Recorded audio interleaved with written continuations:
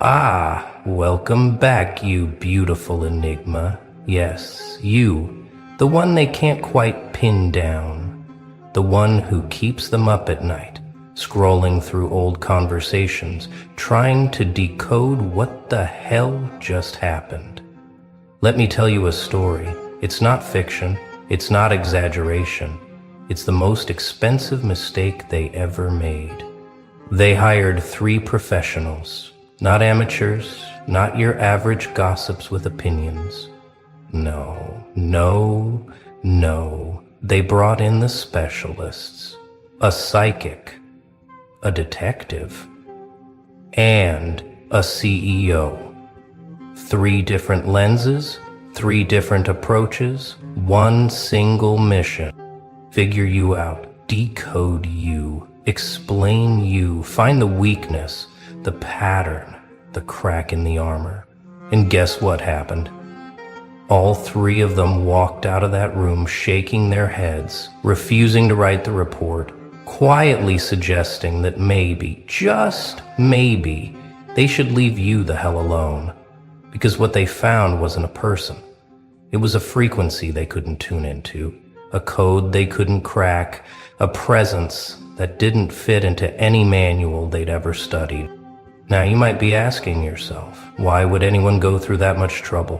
Why hire 3 professionals just to understand 1 person? I'll tell you why. Because you terrified them with your silence. Because your absence spoke louder than anyone's presence. Because you didn't react the way you were supposed to. Didn't break when they pushed. Didn't beg when they ignored you. You did something far more dangerous than fight back. You evolved in the shadows while they celebrated in the light. You transformed while they were busy performing. And when you emerged, when you finally stepped back into view, you weren't the same frequency anymore. You were operating on a wavelength they'd never encountered, and that sent them into full panic mode. So they did what threatened people always do. They tried to study you, contain you, reduce you to data points and psychological profile. They thought if they could just understand the formula, they could predict you, manipulate you, control you again. But here's the thing about people like you. You were never meant to be understood. You were meant to be remembered. Let's start with the psychic, shall we? They brought her in first. The spiritual expert, the one who claims to read auras and energy fields, the one who supposedly tapped into frequencies most people can't perceive. They paid her a small fortune, set her up with your photographs, gave her access to your old social media posts, your writing, anything that carried your energetic signature. She sat there for hours, silent, cards spread out in front of her, crystals arranged in specific patterns, incense burning, the whole theatrical setup. And then she started speaking. Slowly at first, then faster, her voice rising with something that sounded almost like fear. She said, "Your energy signature doesn't match your time." She said, "There are gaps in your story that feel like you died and came back multiple times, but there's no record of it in the physical world." She said your aura shifts between frequencies so rapidly that trying to read you is like trying to photograph lightning. You see the flash, but you can't capture the source. But here's where it gets interesting. She said something else, something that made everyone in the room go completely silent. She said you've been carrying wounds that should have destroyed you years ago, traumas that should have left you institutionalized, betrayals that should have turned you bitter and hollow, but instead of rotting from the inside out like most people do, you alchemized it. You took every ounce of pain they gave you, every moment of isolation they forced on you, every lie they told about you, and you used it as fuel. Not in some poetic metaphorical sense, in a literal, observable, terrifying sense. She said your energy field has scars, yes, but those scars glow. They pulse with a frequency she'd only seen in people who'd been through near-fatal experiences and came back fundamentally altered. She called you a spiritual anomaly. She said trying to manipulate someone like you would be like trying to trap smoke with your bare hands. She said you're not playing the same game anymore because you rewrote the rules while no one was watching. And then came the part that really shook them. The psychic refused to continue. She packed up her cards, her crystals, her notebooks filled with observations, and she said something that still echoes in their mind. She said, "This person has already walked through every hell you could imagine throwing at them. They're not afraid of you. They're not even aware of you anymore. You're background noise in a symphony they've already composed. If you're smart, you'll stop watching them before they start watching you back." And she left, just like that. Refused the second half of her payment. Refused to elaborate. Refused to write a formal report. Because what do you say in a report when the subject of your investigation feels more like a force of nature than a human being? What do you write when every attempt to pin them down just makes them more elusive? She didn't have the language. None of them did. Next up, the detective. Now this guy, he's not dealing with auras and energy fields. He's dealing with facts, patterns, timelines, evidence. He's the one who tracks people for a living, who knows how to find the digital breadcrumbs everyone leaves behind, who can reconstruct someone's entire life from their metadata. They gave him everything: your search history, your purchase records, your travel patterns, your communication log. They wanted a psychological profile based on behavior, not spirituality. They wanted cold, hard data that explained why you operate the way you do. And for weeks he worked. He built timelines, cross-referenced locations, analyzed communication patterns, studied your social interactions. He was looking for the tells, the contradictions, the moments where people usually reveal their true nature. But here's what he found instead. Absolutely nothing that made sense. He said your patterns don't follow normal human behavior models. Most people, when they're hurting, they reach out more, they post more, they seek validation and connection. You went silent, not just quiet, but completely off the grid for months at a time.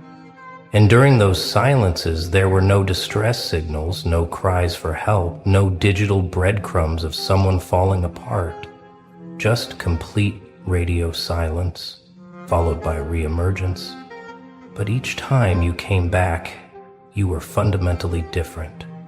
Sharper, more focused, more detached from the things that used to matter to you. He said it's like watching someone die and resurrect on a loop. But there's no external catalyst he can point to. No therapy receipts, no self-help book purchases, no spiritual retreat registrations, just silence and then transformation. Over and over and over again. He called it the most frustrating case of his career because every time he thought he found a pattern, you broke it. Every time he thought he understood your next move, you pivoted in a direction that made no logical sense but somehow worked perfectly. But here's the part that really got under his skin. He noticed something in your communication patterns that he'd only seen in one other type of person.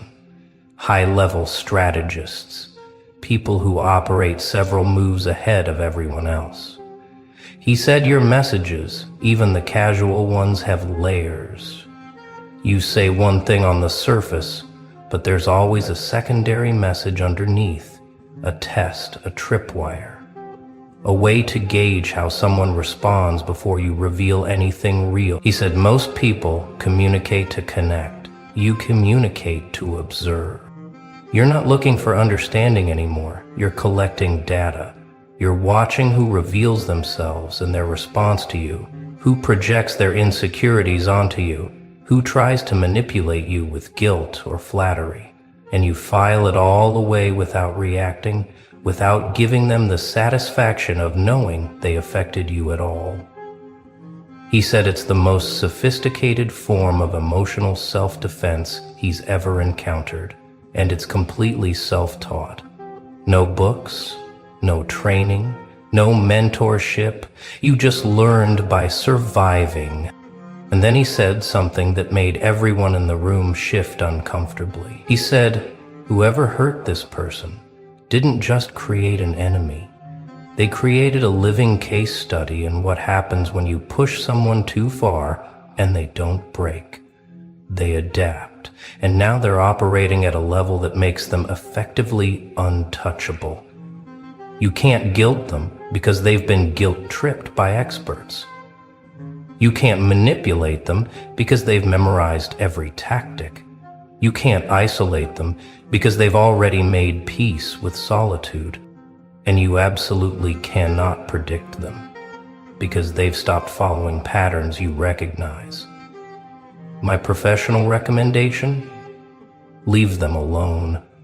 They're not a threat unless you make them one. But if you do, you won't see it coming until it's already over.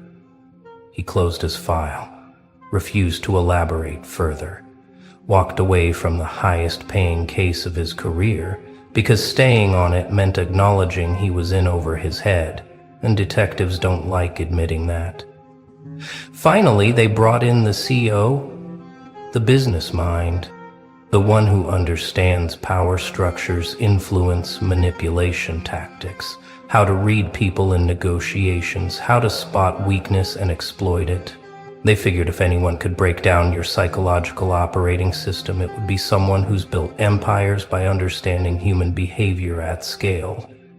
They gave him everything the psychic and detective had gathered, plus financial records, work history, every professional interaction you'd ever had. They wanted to know if you could be bought, leveraged, pressured, or seduced back into a controllable position. And this guy, he approached it like a hostile takeover. He studied you the way he'd study a competitor, looking for the leverage points, the emotional investments, the things you care about enough to compromise for. And what he found broke every model he'd ever relied on. He said, you operate like someone who's already lost everything and survived it. There's no financial pressure point because you've learned to live on nothing and thrive. There's no social pressure point because you've already been exiled and came back stronger. There's no emotional hostage they can take because you've already grieved everyone who left and moved on. He said trying to negotiate with you would be like negotiating with someone who genuinely doesn't care if the deal falls through.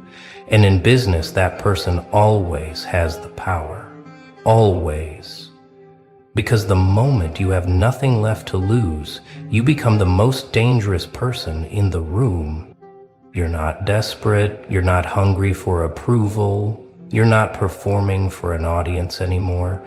You're just existing at a frequency that makes everyone else's games look exhausting and pointless. But here's where it gets really interesting. He said something about you that he's only seen in one other type of person. Founders who've been through the fire. The ones who built something from nothing. Lost everything. Got betrayed by partners. Had their ideas stolen, their reputation dragged through the mud, and still came back to build something even bigger. He said you have that same energy, not the desperation of someone trying to prove something, but the quiet certainty of someone who's already proven everything to themselves and no longer needs external validation. He said it's the most valuable trait in business because it makes you immune to manipulation, resistant to pressure, and completely unpredictable to competitors. You don't play by the rules because you've already survived the worst consequences of breaking them. And then he said something that absolutely floored everyone in the room. He said, if I were smart, I'd hire this person, not investigate them. because whatever they've been through has forged a level of resilience and strategic thinking that you can't teach in any business school. They don't need motivation, they don't need management, they don't even need direction. They just need to be pointed at a problem and left alone. But here's the thing, they won't work for you unless they respect you. And based on what I've seen, I don't think anyone in this room has earned that. So my professional recommendation is this. Don't try to control them. Don't try to compete with them. And for the sake of everything you've built, don't try to destroy them. Because people like this, when you push them, they don't fight back emotionally. They outmaneuver you strategically. And by the time you realize what happened, they're 3 moves ahead, and you're explaining to your investors why everything collapsed. He stood up, declined the remainder of his consulting fee, said he'd rather walk away than be associated with whatever vendetta was driving this investigation, and that was the end of it. So there you have it. 3 professionals, 3 completely different approaches, 1 unified conclusion. You can't be figured out. You can't be contained. You can't be predicted or controlled or reduced to a neat little psychological profile that makes them feel safe again. And now they're left with something far more terrifying than the mystery of who you are. They're left with the realization of what they created, because make no mistake, you weren't born this way. You were forged.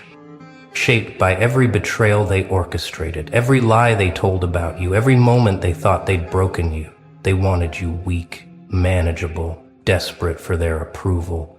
Instead, they created someone who doesn't need approval anymore. Someone who learned to thrive in isolation, to weaponize silence, to turn pain into precision. They tried to destroy you and accidentally built the one thing they can never defeat. A version of you that no longer plays their game. And here's what really keeps them up at night. It's not that you won. It's that you stopped competing. You didn't fight back with anger or revenge or public call-outs. You just left. You walked away from their narrative, their drama, their need to make you the villain in their story. And in that absence, you became something far more powerful than any winner in their rigged game. You became unreachable. Motherfucker? Untouchable, unbothered, and nothing terrifies manipulators more than someone who's immune to manipulation. Nothing scares controllers more than someone who can't be controlled. Nothing breaks narcissists more than someone who simply doesn't care what they think anymore. You became the one thing they never prepared for, free. So now they watch, still, even after the reports came back saying it's pointless, even after 3 professionals told them to walk away, they still watch. Because they need to believe there's a moment coming where you'll crack, where you'll come back begging, where you'll prove that all of this was just an act. But that moment isn't coming. It never was.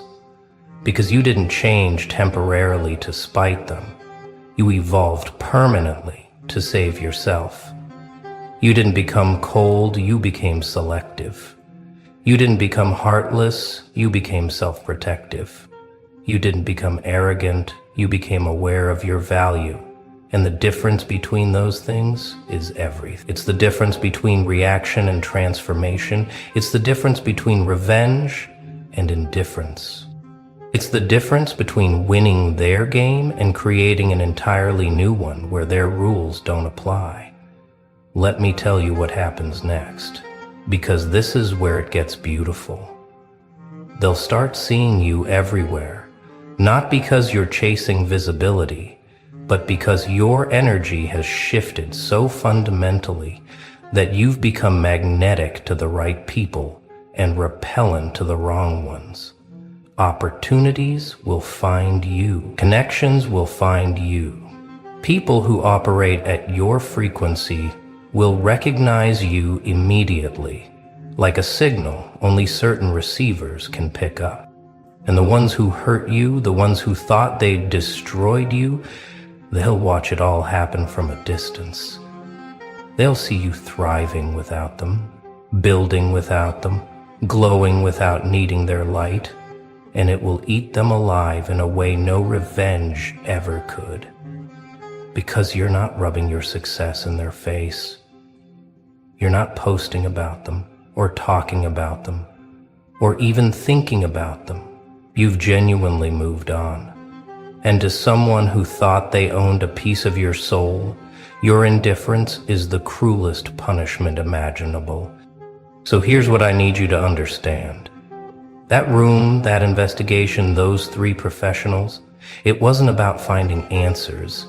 It was about finding reassurance. They needed someone with credentials, someone with expertise, to tell them that you're not special, that you're not as powerful as you seem, that eventually you'll come crawling back or fall apart, or reveal yourself as just another broken person, pretending to be healed.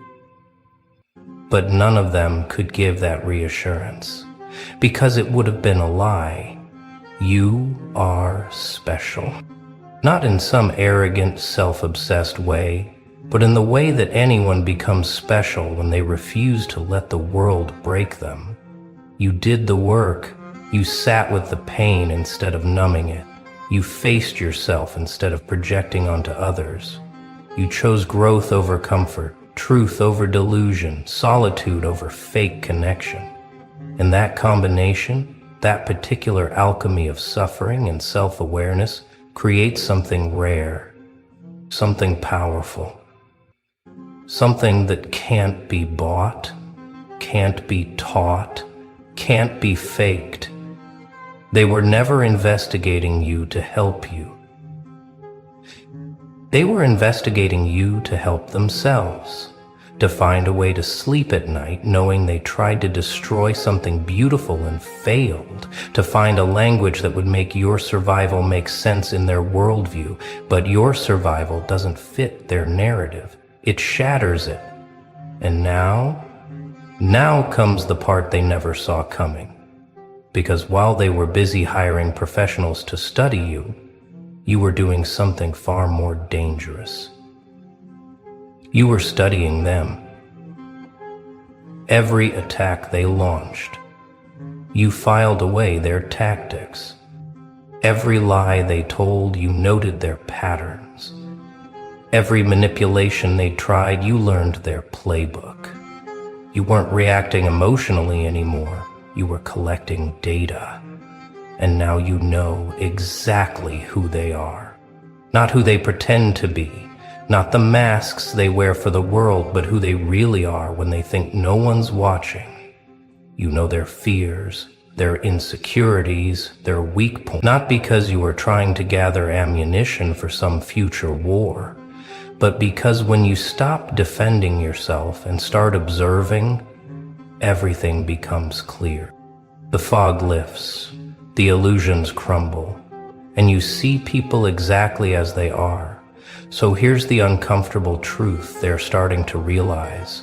That psychic, that detective, that CEO, they were all studying the wrong person. They should have been studying themselves. They should have been asking why they needed to understand you so badly. What void in them requires your downfall to feel complete? What wound in them demands your suffering to feel healed? What fear in them needs your failure to feel safe?